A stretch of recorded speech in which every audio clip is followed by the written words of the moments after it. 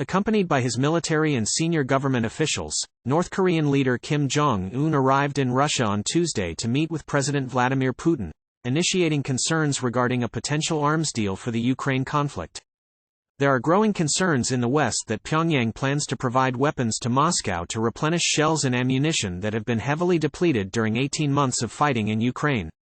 North Korea, which has faced years of international sanctions over its nuclear weapons program, needs food supplies, income and missile technology, things that Russia could supply in return for munitions.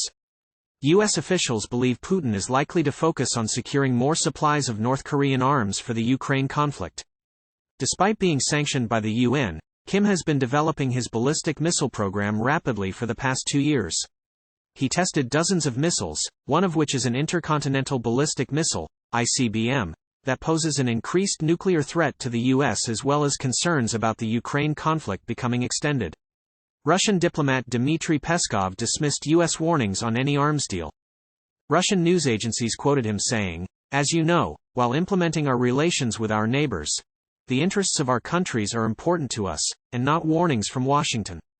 The meeting is thought to include Kim's prominent party members in charge of defense industry and military affairs, including Munitions Industry Department Director Jo Chun-ryong.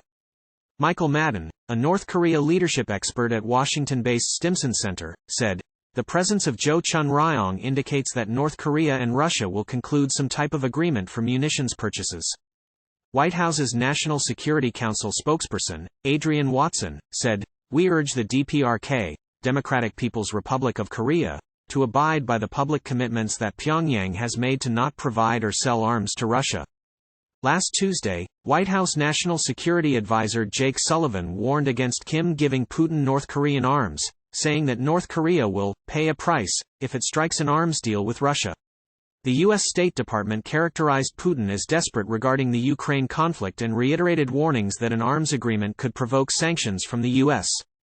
The State Department spokesperson, Matthew Miller, said, "Having to travel across the length of his own country to meet with an international pariah to ask for assistance in a war that he expected to win in the opening month, I would characterize it as him begging for assistance."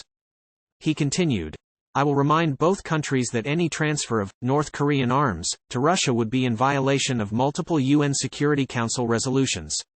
South Korean Defense Ministry spokesperson Jeon Ha-kyu also said the ministry is closely monitoring whether North Korea and Russia will proceed with negotiations on an arms deal and technology transfer.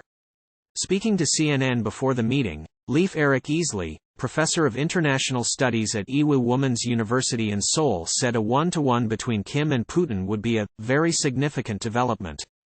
After reports emerged of North Korean arms sales to Russia in September 2022, a North Korean Defense Ministry official said at the time that Pyongyang had never exported weapons or ammunition to Russia before and we will not plan to export them.